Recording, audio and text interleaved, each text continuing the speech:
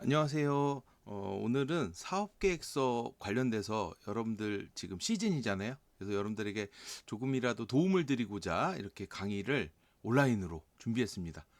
사실은 질문을 너무 많이 받아서 일일이 똑같은 얘기를 하는 것보다 이 영상을 보여드리는 게 조금 더 도움이 될 것 같아서 준비를 했습니다.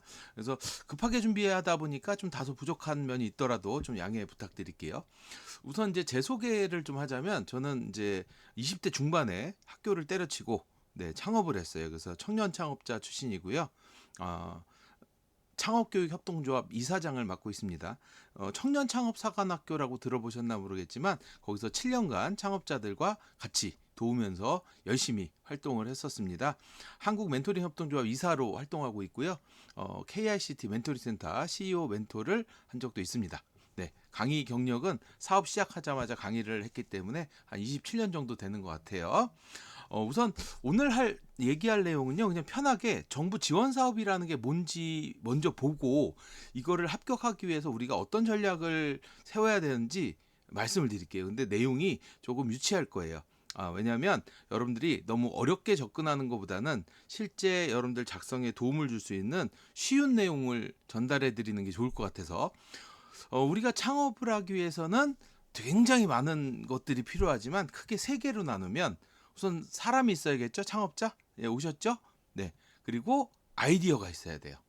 그리고 그 아이디어를 실현할 수 있는 자금이 필요합니다. 오늘은 이 자금에 대해서만 얘기를 할 건데요. 우리가 예전에 사업을 하려면 굉장히 많은 자금이 필요했어요. 그거를 대출을 받기도 하고 부모님께 빌리기도 하고 여러 가지 방법을 썼지만 요즘은 정부 창업 지원 사업이라는 게 있어서 좋은 아이디어가 있어? 그러면 시작할 수 있게 우리가 도와줄게. 정부에서 전폭적으로 지원을 해줍니다. 그래서 선착순으로 이렇게 받고 이런 건 아니고 경쟁을 통해서 받게 되는데요. 한 가지 예를 들어 드릴게요. 가장 처음에 접하기 쉬운 지원 사업인데 예비 창업 패키지라고 있어요. 예비 창업 패키지. 지원 대상은 지금 공고일 현재 사업자가 없어야 돼요. 그래서 예비 창업자. 나이 제한은 없습니다. 사업자가 없는 상태여야 되고요. 선정이 되면 최대 1억, 평균 한 5천만 원 정도를 줘요. 대출은 아니고 그냥 주는 거예요. 네. 그리고 제가 이런 지원 사업을 적극 추천하는 거는 돈만 주고 야, 알아서 성공해 이게 아니라 돈뿐만 아니라 비용뿐만 아니라 마케팅에 대한 거 조언, 멘토링, 비즈니스 모델 고도화 이런 여러 가지 도움을 기관별로 주기 때문에 사실 이 자금이 필요 없어도 자금 좀 말이 그렇네요. 자금이 필요 없어도 이런 지원 사업을 도전하는 거는 저는 적극 추천합니다. 몇 명을 뽑느냐? 전국에서 한 900명 내외로 뽑아요. 요거는 지금 아직 공고가 안 떠가지고 약간 변동될 수 있지만 평균 한 900명 정도를 뽑습니다. 굉장히 많이 뽑죠.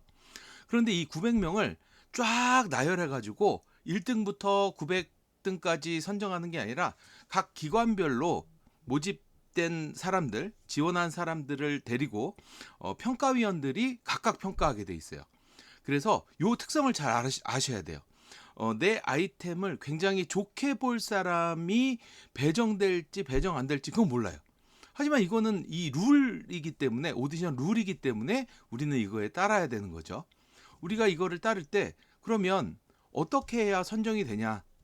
내가 내 아이템을 좋아하는 사람을 만나기 위해서 타로점도 보고 점도 보고 그게 아니고 서로 경쟁을 하는 거예요. 같이 있는 사람들끼리 경쟁해서 점수로서 1위부터 쫙 순서대로 점수를 나열을 합니다. 그 중에서 예를 들어서 10명을 뽑는다.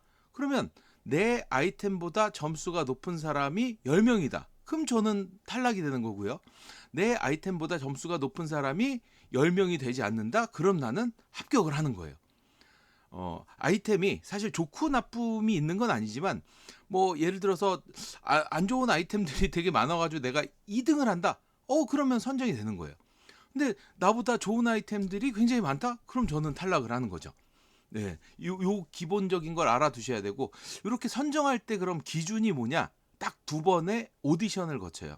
제가 오디션이라는 표현을 썼는데 그날 경쟁하는 거예요. 경쟁을 2번을 하는데 첫 번째는 서류 평가를 해요. 두 번째는 서류 평가에 선정이 되면 선정된 사람들만 또 모아서 발표 평가를 진행합니다. 자, 여러분들은 이 둘 중에 어떤 게 더 어려우신가요? 대부분은 발표 평가가 어렵다고 하는데 발표 평가는 어려운 게 아니라 떨리는 거죠. 네, 이때는 경쟁률도 훨씬 적어요. 1.5배수나 2배수 정도를 뽑기 때문에 경쟁률도 훨씬 적습니다. 그래서 서류 평가가 제 생각에는 훨씬 어려워요. 왜 어렵냐? 안 만나고 설득해야 돼요. 뭘로? 글자와 그림으로. 네, 그래서 서류 평가에 통과하는 게 우선 1차 목표입니다. 이런 것들을 저희는 뭐라고 부르냐? 사업계획서라고 부르는 거죠. 자, 그러면 이 사업계획서는 누구를 위한 문서예요? 자, 작성하는 대표를 위한 문서인가요? 아니면 보는 사람, 평가위원을 위한 문서인가요? 맞습니다. 사업계획서는 평가위원을 위한 문서예요. 다시 말하면 내가 잘 알 수 있게 쓰는 게 아니라 평가위원이 잘 알 수 있게 작성을 해야 되는 거죠. 사업계획서의 목적은 평가위원들을 통해서 이해와 공감을 얻어내서 설득을 하는 거죠. 이거 장난이에요? 아니, 장난 아니에요? 이건 대박 날 것 같아요? 하면은 10등 안에 들어서 이제 합격을 하는 거죠. 그래서 이 이해와 공감을 통해서 설득을 하기 위해선 두 가지 필수 요소가 있습니다. 첫 번째, 우리 아이디어가 돈 벌 수 있는 사업 아이디어여야 돼요. 돈 벌 수 있는 이 단순한 문장 안에 굉장히 많은 내용이 포함이 되어 있습니다. 그리고 이 두 번째, 오늘의 이제 핵심인데, 이 돈 벌 수 있는 사업 아이디어라는 게 잘 전달이 돼야 돼요. 제가 여기서 붉은색으로 표현한 이유가 저도 평가를 굉장히 많이 했는데 하다 보면 돈 벌 수 있는 사업 아이디어냐 아니냐를 떠나서 내가 가지고 있는 코어가 전달이 안 되는 경우가 굉장히 많아요. 좀 아이러니하죠? 여러분들은 열심히 해서 사업계획서 썼는데 전달이 안 된다.